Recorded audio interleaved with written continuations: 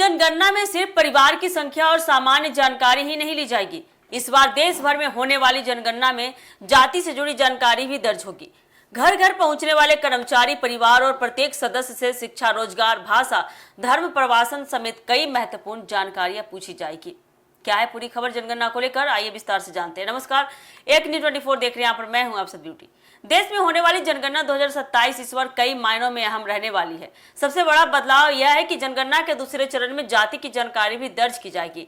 हालांकि इसे सेंसस 2026 कहना सही नहीं है। सरकार के अनुसार जनगणना 2 चरणों में होगी और सामान्य आबादी की गणना फरवरी 2027 में होगी। जाति से जुड़े सवाल भी इसी दूसरे चरण में शामिल किए जाएंगे।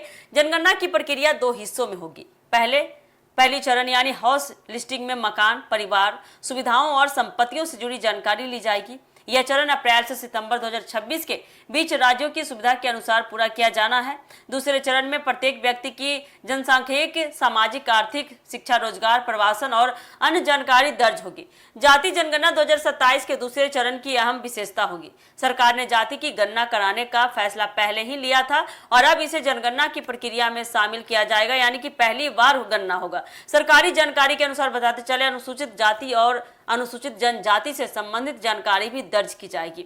सरकारी जनगणना पोर्टल पर दूसरे चरण के लिए जारी प्रश्नों में नाम, परिवार के मुखिया से संबंध, लिंग, उम्र, वैवाहिक स्थिति, मातृभाषा, अन्य भाषाओं और धर्म से संबंधित सवाल शामिल है।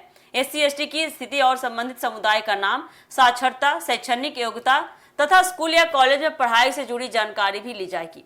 इसके अलावा बताते चले, व्यक्ति से पिछले साल काम करने, मुख्य गतिविधि, रोजगार और काम की प्रकृति से जुड़े सवाल पूछे जाएंगे।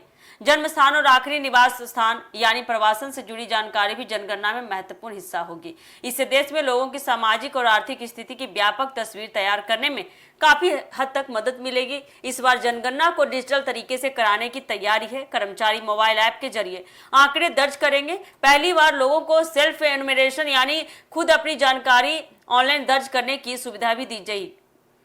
पहली बार लोगों को सेल्फ एनुमरेशन यानी खुद अपनी जानकारी ऑनलाइन दर्ज करने की सुविधा भी दी गई है। इसके बाद गणना कर्मी जानकारी का सत्यापन करेंगे। एक जरूरी बात यह भी है इसको लेकर कि सोशल मीडिया पर 40 सवाल आधार, बैंक अकाउंट और कोविड वैक्सीन जैसी सवालों को लेकर अलग अलग दावे चल रहे हैं। इसलिए किसी वायरल सूची को आधिकारिक मानने से पहले सरकारी जनगणना पोर्टल या अधिसूचना से पुष्टि करना जरूरी है। फिलहाल सरकार ने दूसरे चरण के सवालों को अंतिम रूप देने की प्रक्रिया अलग से निर्धारित कर दी है। तो बिहार में होने वाला है बहुत बड़ा जनगणना, जिसमें अब आपको संख्या के साथ साथ अपना जाति भी बताना पड़ेगा। तो देखना काफी दिलचस्प होने वाला है कि जमीनी स्तर पर किस तरह से ये जनगणना काम करती है। तो ये थी अब तक की अपडेट जनगणना को लेकर। फिलहाल के लिए देंगे आप इजाजत। धन्यवाद।